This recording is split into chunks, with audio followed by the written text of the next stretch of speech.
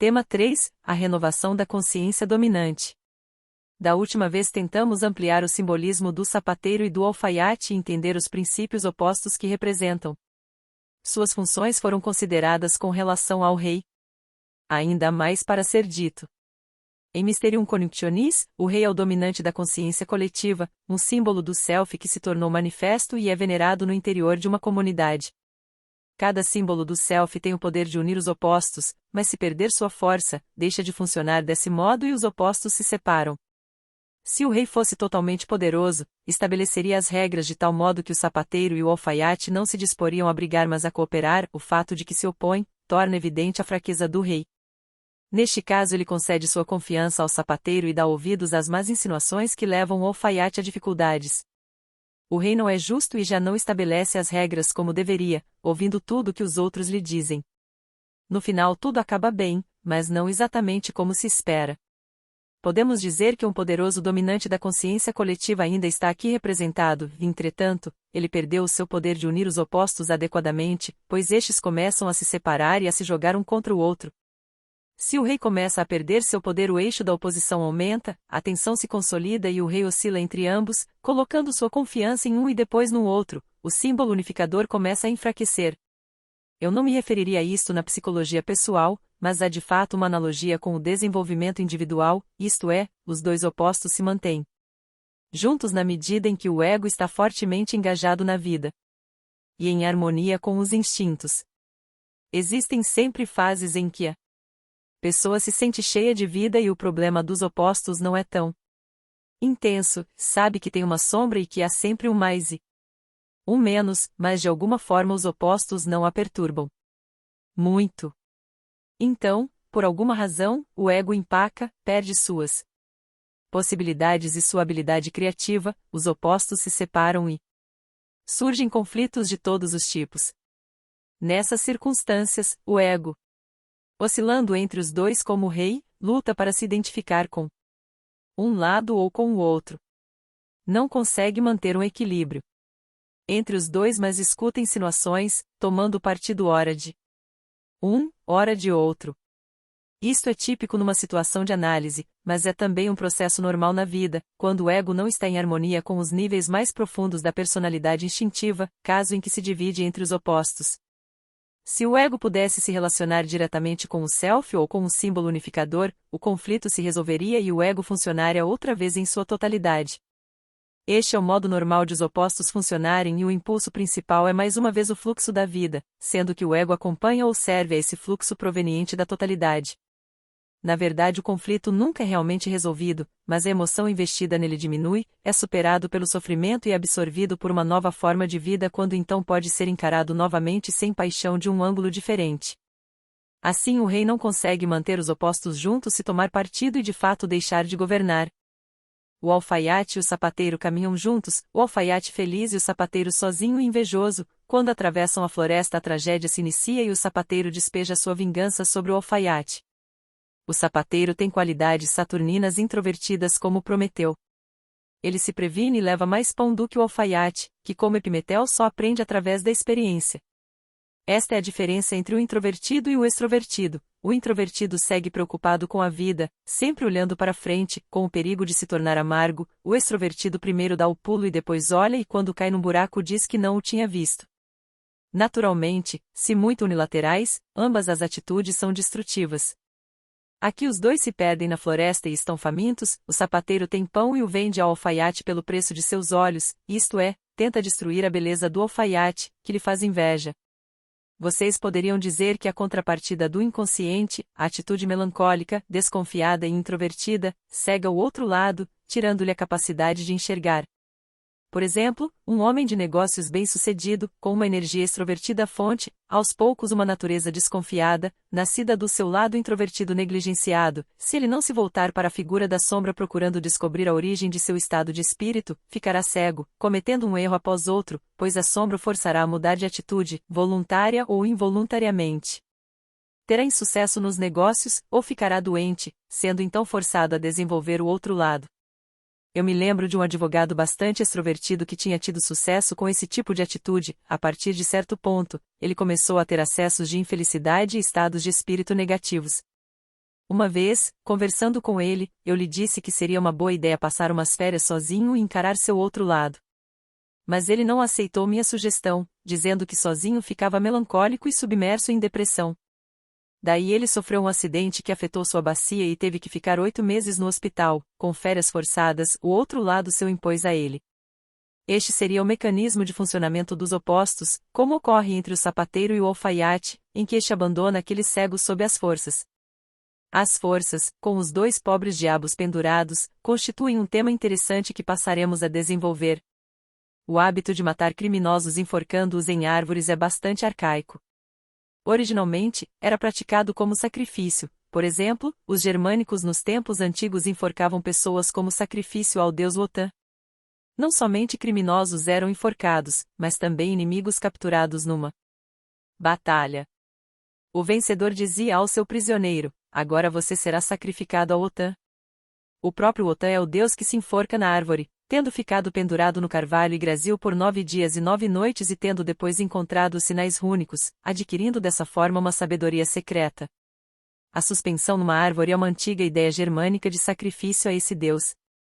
No cristianismo encontramos essa ideia arquetípica na crucificação de Cristo, e na região da Ásia Menor, Atis é pendurado num pinheiro. Depois de morto, sua imagem é enforcada num pinheiro, sendo ritualmente exibida nos festivais da primavera. É uma ideia pré-cristã encontrada nos círculos mitológicos germânicos e mediterrâneos. Todos os enforcados ou crucificados são dedicados a tal deus. Devemos nos perguntar o que há por trás da ideia de matar o inimigo não como vingança social ou em julgamento, mas segundo a forma mais arcaica de sacrifício aos deuses. Acho que existe uma ideia muito mais profunda e mais significativa do que a de mera punição. Se alguém tem que lutar contra o mal demoníaco num ser humano, o que mais assusta é o fato de que se a pessoa for realmente destrutiva, e não, como todo mundo, meramente preguiçosa, enganadora etc., a reação imediata é a de que se trata de algo desumano, especialmente na psicose ou nos estados psicóticos, nos quais às vezes se encontra uma destrutividade tão fria e demoníaca e ao mesmo tempo tão divina, que se fica fascinado. Isto nos dá um frio na espinha porque não sabemos o que fazer, é por demais terrível e chocante, e é esta coisa, horrível e chocante nas pessoas, que as leva a cometer um assassinato a sangue frio. Nunca lidei com alguém que tivesse de fato cometido um assassinato, mas conheci gente que poderia tê-lo feito. Isto nos faz tremer e pensar: tire as mãos de mim, mas ao mesmo tempo tem-se o sentimento de que se trata de algo divino, além da esfera humana. Nós usamos o termo desumano, mas poderíamos igualmente dizer demoníaco ou divino. A ideia primitiva de que alguém que comete um assassinato ou um crime terrível não é realmente ele mesmo e faz algo que só um Deus poderia conseguir, expressa muito bem a situação. No momento em que uma pessoa comete um assassinato, ela se identifica com a divindade e não é mais humana. As pessoas tornam-se instrumentos das trevas, ficam possuídas ou completamente identificadas. O fato de que alguém possa se imaginar matando um semelhante, alguém da mesma substância, o que não é normal em animais de sangue quente, transcende a natureza humana e nesse sentido adquire essa qualidade divina ou demoníaca. Por exemplo, é por isso que nas execuções rituais de certas tribos primitivas os criminosos são mortos sem nenhum julgamento moral, eles apenas sofrem as consequências de suas ações. O primitivo diz que se um ser humano age como se fosse divino, então deve sofrer o destino de um deus e da mesma forma que um deus, deve ser enforcado, morto, esquartejado, e assim por diante. Não se pode viver numa sociedade humana e se comportar como um ser divino que pode matar à vontade. Emprestaram-me uma vez um estudo a respeito da execução de um membro de uma tribo primitiva de índios norte-americanos. Um feiticeiro cometeu o erro de cobrar honorários muito altos de seu povo e abusou a tal ponto desse hábito que se tornou desumano. Tomou tudo de uma viúva e deixou-a arruinada ultrapassando, assim, os limites humanos. Esses fatos levantaram suspeita na tribo, mas demoraram muito para amadurecer e, em vez disso, a suspeita cresceu ilicitamente.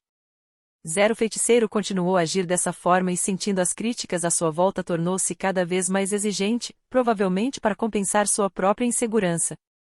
Vangloriava-se de ser o melhor feiticeiro, até que o zunzum de que pudesse estar possuído por um mau espírito cresceu cada vez mais na tribo. Um dia os homens mais velhos da tribo lhe disseram que o seu próprio povo acreditava que ele estava possuído pelo mal.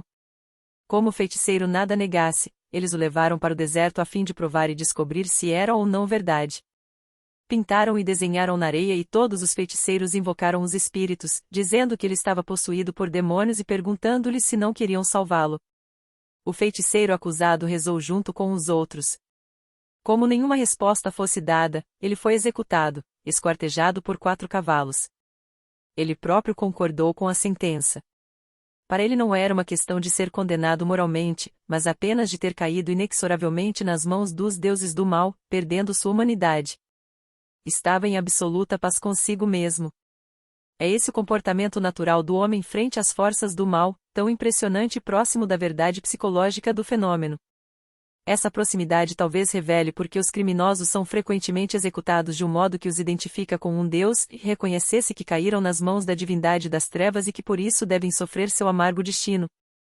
O simbolismo do Deus suspenso, a forca e a cruz devem ser examinados.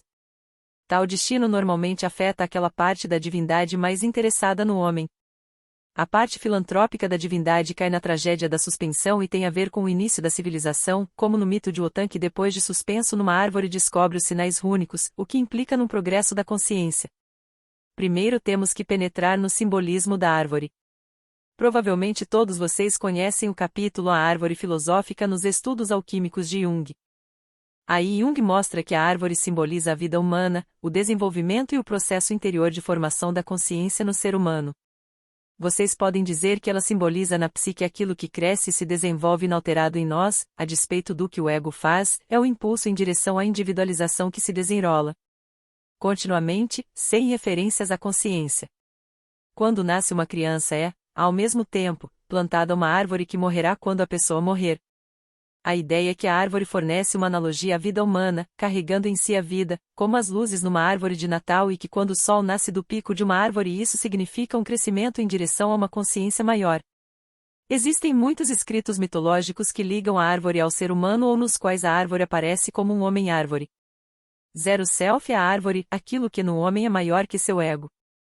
Parte de nossa vida se desenrola como um drama escrito por um romancista biógrafo, mas por trás das peripécias biográficas há um processo misterioso de crescimento que segue suas próprias leis, estendendo-se da infância à velhice. Num contexto mitológico, o mais antigo ser humano, o Anthropos, se assemelha a uma árvore. Zero ser humano é suspenso numa árvore porque costuma se evadir, tentando se libertar e agir livre e conscientemente, e por isso ele é dolorosamente arrastado de volta ao seu processo interior. A luta revela uma constelação trágica se representada dessa forma dolorosa. É por isso que toda a filosofia da religião cristã tem uma visão trágica da vida. Para seguir Cristo é preciso aceitar a mortificação e reprimir um certo crescimento natural. A ideia básica é que a vida humana está baseada num conflito, ansiando por uma espiritualidade que não surge por si mesma mas nasce de um parto doloroso. A mesma ideia é representada de uma forma mais arcaica no mito de Wotan, Wotan suspenso numa árvore. Ele é o eterno peregrino que perambula pela terra, o deus dos impulsos, da raiva, da inspiração poética, daquele elemento no ser humano sempre incansável, que explode numa emoção, e se suspenso numa árvore por 9 dias e 9 noites, esse deus acaba descobrindo os sinais rúnicos, sobre os quais se apoia a civilização baseada na palavra escrita. Sempre que a personalidade consciente animal se encontra em conflito com o processo interior de crescimento, ela sofre a crucificação e se vê na situação do Deus suspenso na árvore, involuntariamente presa ao desenvolvimento inconsciente do qual gostaria de fugir, mas não consegue. Conhecemos os estados em que caímos quando somos amarrados a algo maior do que nós mesmos e que nos impede o movimento, sobrepujando-nos. Zero mito de Hades, mais antigo que o mito do Deus crucificado no cristianismo, evoca isso de forma específica. Hades, o filho bem-amado da grande mãe, representa o modelo do Puera Eternus, o ser divino que não envelhece nem decai, mantendo-se perenemente um jovem Deus, eternamente belo, figura que não pode sofrer tristeza, restrições humanas, doenças, feiura e morte. Como este Deus, muitos jovens, em determinado momento de suas vidas, têm que resolver seu complexo materno e perceber que o curso da vida não permite a permanência eterna nesse estado, e ele tem que morrer. Em sua plenitude, a vida se encontra à nossa frente, cheia de significado e esplendor, mas nós sabemos que isto não dura, que é sempre destruído pelo outro lado da vida. Portanto, este jovem Deus sempre morre cedo, pregado a uma árvore, que é novamente a mãe, o princípio materno que o gerou engole numa forma negativa, e ele é atingido pela feiura e pela morte. Às vezes se vê isso no caso de um jovem que deve se casar, escolher uma profissão, ou que descobre que a juventude o está abandonando, sendo portanto obrigado a aceitar o destino comum a todos os homens. Muitos jovens desse tipo, nesse momento, preferem morrer num acidente ou na guerra do que envelhecer. Nesse momento crítico entre os 30 e 40 anos a árvore cresce contra a vontade deles, o desenvolvimento interior desses jovens não está mais em harmonia com sua atitude consciente, mas cresce contra ela e aí é preciso sofrer uma espécie de morte. Tal morte deveria significar uma mudança de atitude, mas pode acarretar de fato uma morte física, uma espécie de suicídio disfarçado, porque o ego não consegue desistir de sua atitude. Este é o momento crucial em que tais indivíduos são sacrificados por um processo de desenvolvimento interior que se voltou contra eles. Quando o crescimento interior é inimigo da consciência, algo dentro do homem luta para ultrapassar o próprio homem que, não conseguindo acompanhar esse crescimento, deve, portanto, morrer. A vontade própria da personalidade consciente deve morrer e se render ao crescimento interior. Cristo foi crucificado porque no Império Romano esta era a punição normal e a mais humilhante para os escravos fugitivos e criminosos. Este símbolo sempre se manteve por detrás do tema cristão. Um outro aspecto do enforcamento se encontra no fato de que em muitos sistemas mitológicos o ar é considerado como o lugar por onde vagueiam os fantasmas e os espíritos, como Otã e seu exército de fantasmas da morte voando pelo ar, especialmente em noites de tempestades, caçando com os mortos. Eles moram no ar. Assim, se alguém é enforcado vira um fantasma e deve cavalgar com outros mortos, como Otã no ar. No culto a Dionísio, as oferendas eram colocadas em balanços numa árvore, com a ideia de que, sendo Dionísio um espírito, ele as veria. Assim as oferendas eram levantadas no ar e dadas de presente aos seres espirituais que aí viviam. Uma expressão ilustra esta situação de um certo ângulo: falamos de suspensão. Quando um conflito psicológico interior fica muito ruim, a vida fica suspensa, os dois opostos se igualam, o sim e o não ficam com a mesma força e a vida não consegue fluir. Queremos mover a perna direita, mas a esquerda se recusa a sair do lugar e vice-versa. Temos, assim, a situação de suspensão, que significa uma parada completa no curso da vida e um intolerável sofrimento. Empacados num conflito estéril nada acontece, e esta é a mais dolorosa forma de sofrimento. Podemos dizer que o momento em que o sapateiro cegou o alfaiate onde os dois criminosos estavam enforcados simboliza uma suspensão do conflito, com uma parada do processo da vida. Os opostos colidiram e a vida empacou. Os dois mortos na forca refletem agora a situação de estéril suspensão do alfaiate e do sapateiro. Naturalmente, como tínhamos referido toda a história a uma situação da era cristã, devemos perguntar quem eram esses dois. Se fosse apenas um homem suspenso, seria fácil concluir que se tratava de forma velada do símbolo de Cristo, o símbolo básico da religião cristã, o Deus pendurado numa cruz. Mas aqui há dois pecadores e por isso devemos perguntar: quem seria o segundo? Existem muitos contos de fada, especialmente alemães, que representam o espírito do mal pregado numa árvore ou parede. Do mesmo modo, as duas pessoas podiam aludir a Cristo suspenso na cruz e o Otã na árvore, o Deus bom na cruz e o outro na árvore. Isto não nos parece tão artificial assim, porque o tema de dois seres divinos pregados em uma árvore ou cruz aparece em muitas lendas cristãs, bem como nas do ciclo do Rei Arthur e do Santo Graal. Percival é realmente um devoto de Cristo. E tem a missão de encontrar não apenas o graal que continha o amor de Cristo, mas também uma cabeça de servo pregada num carvalho, do qual deveria arrancá-la. Na versão principal ele não se descuida, encontra o graal antes da cabeça de servo e o entrega a uma divindade feminina. Ora, o servo é tido como agente do diabo, destruidor das florestas e sombra de Cristo. Com sua bonita galhada, enfeite desnecessário que atrapalha sua movimentação e cujo objetivo é atrair a fêmea, o servo sugere a ideia de uma criatura arrogante e por isso representa a sombra do princípio cristão, uma arrogância e soberba incríveis que adquirimos e que parece uma das piores atitudes de sombra divulgadas pelo ensinamento cristão. Uma ilustração concreta do que significa essa sombra arrogante frequentemente surge na análise, sob a máscara de uma postura cristã e compreensiva para com o próximo. Não falamos de nossas resistências, mas, ao contrário, produzimos uma série de juízos negativos, acompanhados por uma atitude cristã adocicada, até que um sonho mostre realmente o que está acontecendo. Analisando não toque em suas resistências porque isto lhe traria dificuldades e de qualquer forma o analista já foi perdoado. Isto é arrogância. Seria muito mais simples dizer ao analista: você é o culpado disso e daquilo e o que tem a me dizer a esse respeito? Isso seria agir de modo humano e modesto num relacionamento normal. Mas, ao invés disso, os argumentos do ânimos se escondem sob o disfarce de perdão, de uma atitude virtuosa superior e do conhecimento de que o analista é um ser humano que tem seu lado negativo. Este é o veneno de uma atitude cristã errada. Frequentemente tenho encontrado esse tipo de atitude me irritado com o perdão e a delicadeza das pessoas, e eu preferiria que elas se relacionassem mais naturalmente, dizendo diretamente o que pensam, para que possa haver uma compreensão humana. Esta sombra da atitude cristã é simbolizada nas lendas medievais pelo servo pendurado na árvore. Se alguém apenas perdoa o outro, nada acontece e os ressentimentos permanecem por mais 10 anos. Tais pessoas guardam seus julgamentos negativos com relação ao analista por 3 ou 4 anos de análise e não têm nem coragem nem decência para discutir o assunto, e estão certos de que o outro não aguentaria e de que não seria cristão trazer esses julgamentos à tona. A suposição negativa não deixa a situação fluir e a atitude positiva de polidez e perdão permanece. Se a análise não progride, podem ter certeza de que alguma coisa desse tipo aconteceu. Nem sempre podemos perceber que isso aconteceu, embora esteja presente, e nem o lado bom, nem o mal, conseguem se desenvolver. Através da discussão, o relacionamento poderia se restabelecer, e tudo voltaria a fluir novamente. É aí que em geral devemos interferir e talvez sugerir que analisando vá um colega, e o resultado costuma ser uma explosão que fornece material para o prosseguimento da análise. Habitualmente existe uma atitude falsa na personalidade consciente e a ideia de que isto é uma coisa que eu posso resolver sozinho, dessa forma o próprio desenvolvimento interior da pessoa fica obstruído por preconceitos e estreiteza. Enquanto o alfaiate fica sentado debaixo da forca, as gralhas pousadas na cabeça dos enforcados começam a conversar. A primeira diz que o orvalho da noite que caiu da forca sobre eles restauraria a visão da pessoa que com ele lavasse os olhos. Se os cegos soubessem disso, muitas pessoas que achavam isto impossível poderiam recuperar a visão. Temos aqui uma representação arquetípica geral, encontrada em muitas civilizações e crenças religiosas: o cadáver de um criminoso executado é um poderoso remédio.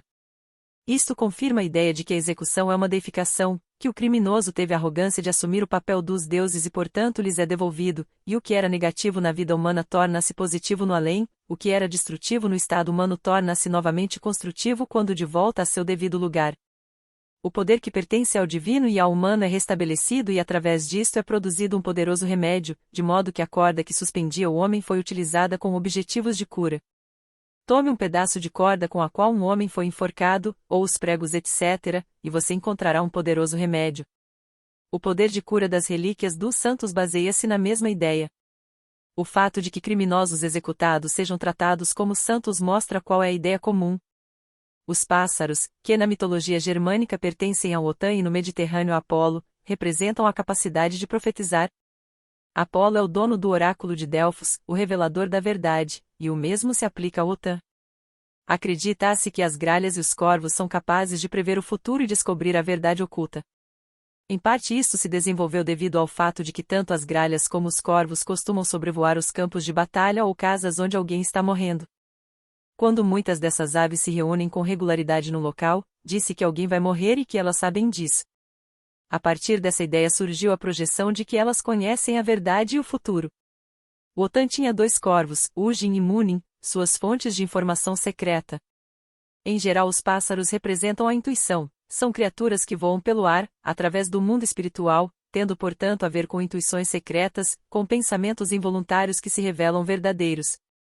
Esses 2 pássaros são o espírito da verdade. No final da história, o sapateiro vai parar debaixo da forca e as gralhas arrancam-lhe os olhos. Os pássaros representam aquela verdade invisível do inconsciente que se autorrealiza, o sapateiro encontra seu fim através não do poder humano, mas da verdade inconsciente. Se observarmos processos inconscientes, veremos que ações erradas não precisam ser punidas por outros seres humanos, pois a punição vem de dentro.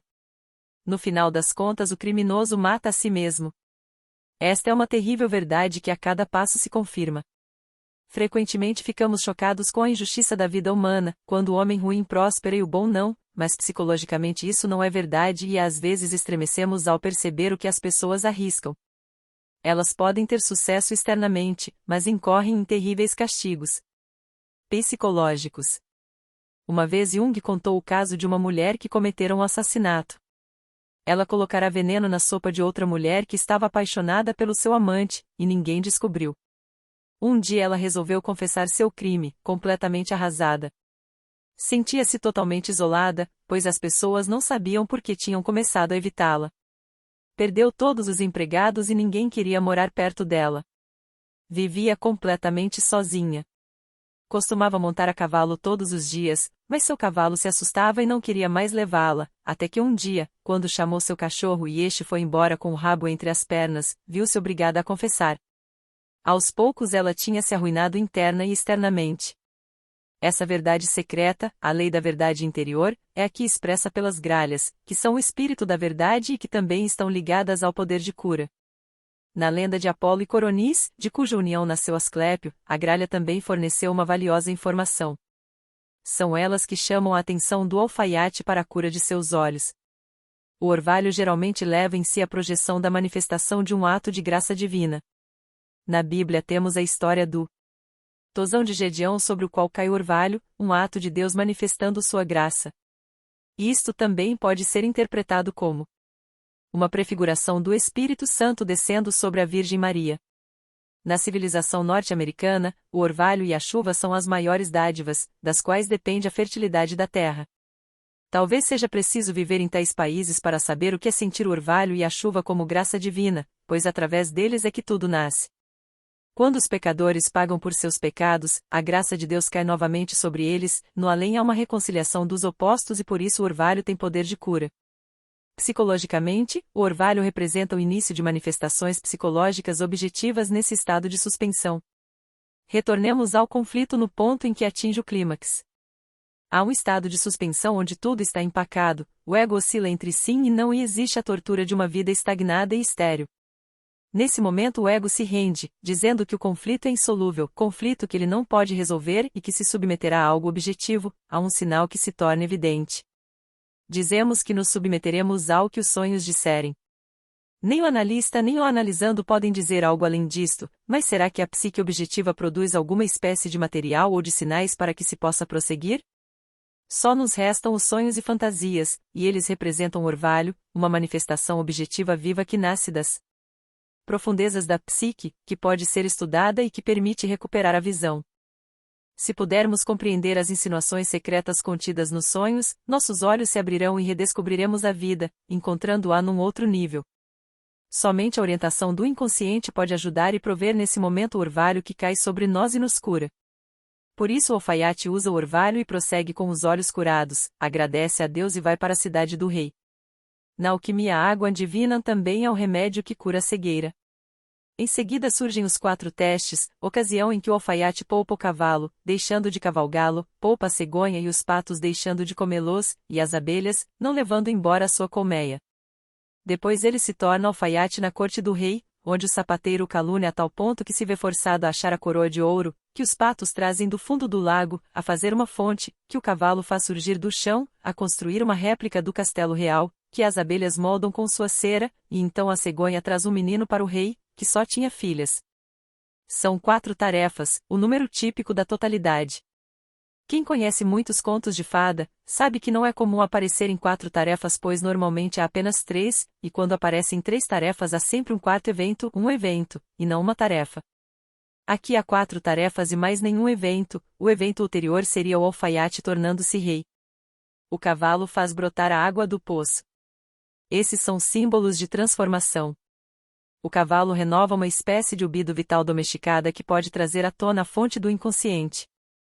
Somente se pudermos investir todo o nosso inconsciente instintivo é que ele começa a produzir a água da vida. Há pessoas que gostariam de escrever sobre um determinado assunto mas acham que é aborrecido e se desinteressam, porém, se investirem alguma libido nele, descobrirão a água. Muitas pessoas preguiçosas esperam a inspiração até os 80 anos e daí já é tarde demais. Entretanto, há situações em que não podemos esperar, é preciso fazer o primeiro movimento investindo nossa própria força vital na tarefa para que ela nos recompense, como os patos que trazem a coroa do fundo do lago. O rei precisa ser renovado e a coroa é o símbolo de totalidade que deve ser trazida à tona. A dualidade está sempre presente, 2 patos, 2 forças, 2 olhos e depois 2 novos olhos. Como sofre as dualidades e coopera, ao invés de lutar, O alfaiate põe fim à suspensão do poder do rei, uma relação renovada e saudável com as dualidades do inconsciente faz com que os processos vitais possam novamente fluir. O tema da reprodução do castelo é estranho, provavelmente o modelo do castelo é colocado sob um vidro e mostrado aos visitantes, mas se pensarmos nisso, veremos que a mente humana sempre se sentiu atraída pelo comportamento organizado das abelhas, assim como dos cupins.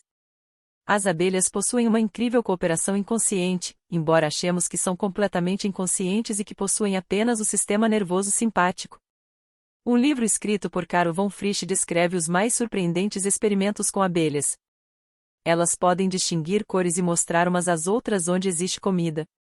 A abelha voa em grandes círculos quando encontra mel e não precisa voltar pelo mesmo caminho, prossegue em linha reta e por determinados movimentos da parte traseira e das asas indica o que achou às outras, que assim podem ir direto ao mel.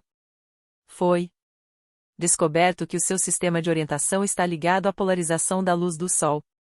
O instinto inconsciente das abelhas é tão completo que elas funcionam harmoniosamente, sem uma organização racional. Quanto mais um sistema é civilizado, mais a cooperação tem de ser forçada e estabelecida por uma organização racional. O mesmo acontece numa situação coletiva, o consciente do indivíduo é mantido, ele não precisa ser forçado e age naturalmente, não necessitando da ajuda de um despertador. Temos que recorrer à racionalização quando não estamos em harmonia. Quando a vida flui novamente, toda essa disciplina, mais uma vez desnecessária, pode ser deixada de lado. A harmonia instintiva com o trabalho e o ambiente é um estado ideal e nele o arquétipo simplesmente mantém as pessoas juntas e elas cooperam numa base natural. Este é o modo de funcionar que o homem sempre perde e volta. Procurar, o que se pode ver em qualquer comunidade jovem.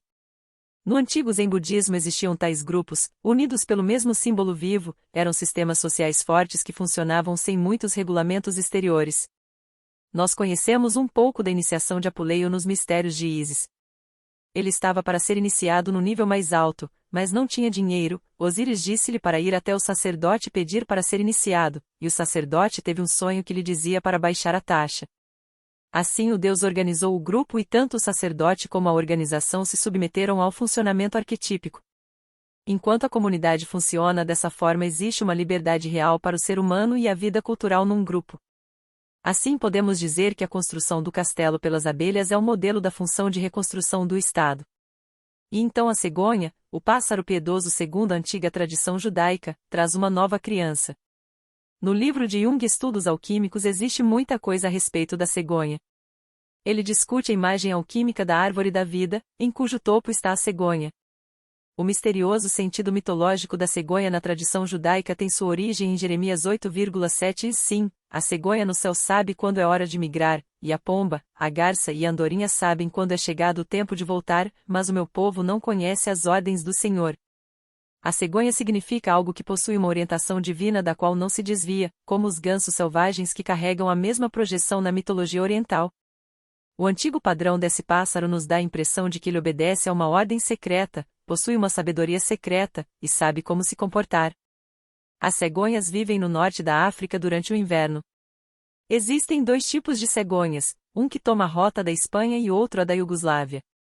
Elas voam mais longe que podem sobre a terra. Experiências têm sido feitas com ovos do grupo da Espanha. Esse pássaro se lançado no ar sozinho, no tempo certo.